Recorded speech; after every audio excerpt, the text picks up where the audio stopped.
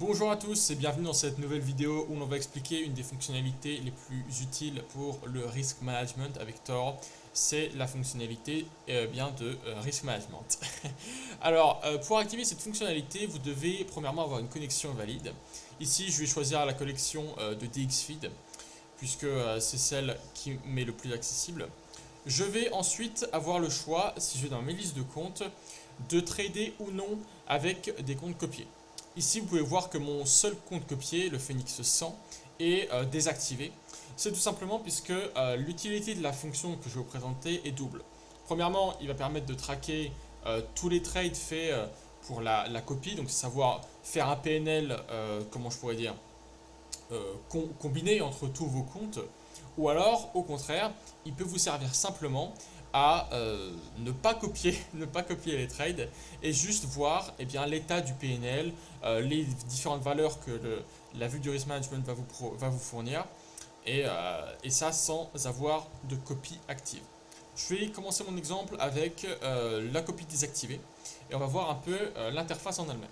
Alors pour activer cette interface, vous allez aller dans position, aller dans paramètres et aller dans risk manager view. Donc ça va transformer l'interface en cette nouvelle interface. Pour revenir à l'interface normale, il vous suffit simplement de fermer ce pop-up, on va dire, et vous pourrez retourner en position après. Et il y a beaucoup de choses sur cette interface. Donc on va aller crescendo une par une, n'est-ce pas? Premièrement, sur ce grand rectangle, vous avez une vue du PNL, donc cumulatif en fonction des trades, à savoir que comment je pourrais dire, une seule variation, une évolution en fait de la courbe est représentative d'un trade supplémentaire. Donc ce n'est pas en fonction du temps, d'ailleurs il faudrait corriger ce petit texte ici, mais en fonction du nombre de trades que vous faites. Deuxièmement, de quoi est composé ce graphique? Il est composé de 4 courbes. La bleue représentant ici le PNL le plus bas, donc non réalisé. La orange représentant le PNL réalisé, comme vous le voyez ici. Et la verte représentant le plus haut PNL non réalisé. Donc ça vous donne une indication très précieuse sur est-ce que vous n'avez pas su saisir le moment opportun pour sortir, est-ce que vous êtes au contraire rattrapé d'un drawdown qui était important, est-ce que vous êtes rattrapé d'un drawdown qui était important mais par chance, à savoir que le drawdown était tellement important que vous auriez au final jamais dû laisser votre PNL arriver aussi bas. Bref, tout ça, ça va être fourni par ce graphe. Vous avez également le net PNL ici en haut à droite et le drawdown max en haut à droite également. Il y a une quatrième ligne que je n'ai pas montrée ici et pour la faire apparaître, il faut aller trader. Donc je vais aller sur mon interface de trading. Ici, pour la parenthèse, j'utilise Volumetrica qui est donc compatible avec Phoenix et qui me permet de trader sur le web. Je vais placer un ordre au marché, donc sur le S&P 500. Et là, vous voyez, dans position, que j'ai une quatrième courbe qui se dessine. Cette quatrième courbe, c'est le PNL projeté, à savoir le PNL des positions ouvertes. Donc ça, c'est extrêmement utile en tant que trader. Pourquoi? Parce que vous voyez directement, si vous clôturez à l'instant T, mon PNL sera de moins 487,5, là c'est moins 500. Et vous voyez qu'au final, ça vous permet de voir directement où en est votre graphe de PNL et à quel point il est impacté par le trade en cours, que ce soit d'une manière positive ou d'une manière négative.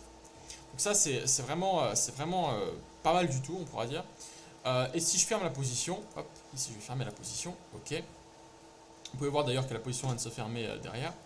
Là, vous pouvez voir que la ligne en violet disparaît et laisse place soit à la ligne orange pour un PNL non réalisé, et /ou à la ligne bleue si le PNL réalisé correspond en réalité au plus bas PNL que vous avez atteint, ce qui est mon cas ici.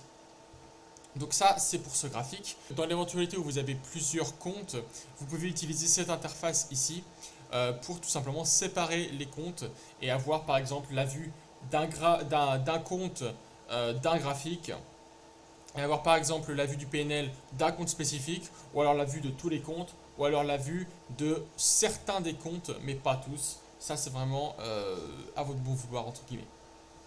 Ensuite, il y a différentes choses ici sur ce Trader Performance Metrics. Alors, vous pouvez regarder cette interface, c'est exactement la même que celle que vous avez dans la vue de position fermée pour le, comment dire, le mode normal, entre guillemets.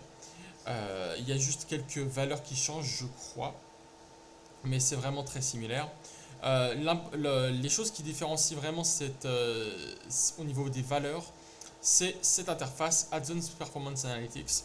Et là, vous allez avoir un calcul en direct de tous les ratios utiles, max drawdown, max drawdown pourcentage, etc. Donc si je prends un trade, hop, vous allez voir que ces ratios ici vont se mettre à évoluer, tout simplement puisqu'il y a un ordre en cours, donc ils changent en temps réel. Vous avez ici, à l'aide d'un algorithme très simple, des formules qui vous permettent de déterminer l'efficacité d'un trade, l'efficacité de la sortie, les pourcentages de profit manqués, etc. Tout ça, c'est vraiment calculé de manière assez simple. Si vous avez besoin d'un détail sur une formule ou eh bien une valeur, comment elle est faite, ce qu'elle signifie, vous allez pouvoir juste maintenir votre souris, ne cliquez pas, juste un maintien de souris sur le point d'interrogation et vous allez avoir ces petites explications qui vont apparaître. Enfin, vous avez une analyse psychologique avec l'échange de tilt, le score d'overtrading. Donc si ça s'approche de 1, c'est vraiment que c'est pas bon. Sur la discipline, le contrôle émotionnel, etc. Donc tout ça, c'est vraiment fait pour vous servir en tant que trader. Et comme vous pouvez le voir, cette interface-là, elle est assez large, elle est assez imposante. Évidemment, vous pouvez la rapetisser et essayer de vous en sortir comme ça, même si vous voyez que là, c'est compliqué en termes de taille d'avoir une fenêtre lisible avec une taille aussi petite. Donc, le but de cette manœuvre, c'est juste de mettre votre fenêtre, non pas sur votre écran principal qui est celui que j'enregistre, mais sur un écran auxiliaire, pourquoi pas à côté. Et de cette manière, vous pouvez voir absolument tout, avoir une vision globale de l'état de votre PNL sur la journée.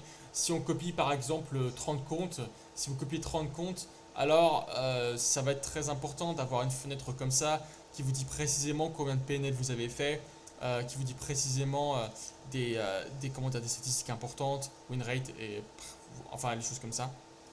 Donc voilà. Si vous n'avez qu'un seul écran, c'est sûr que l'utilité de cette interface est un peu réduite. Pour ça, il y a plus le mode compact ou le mode normal, tout simplement. Et voilà. Le but de cette interface de risk management, c'est vraiment de vous donner les clés pour que vous ayez toutes les valeurs en main. Bon, j'espère que cette vidéo vous aura été utile et je vous souhaite un bon trading. Au revoir.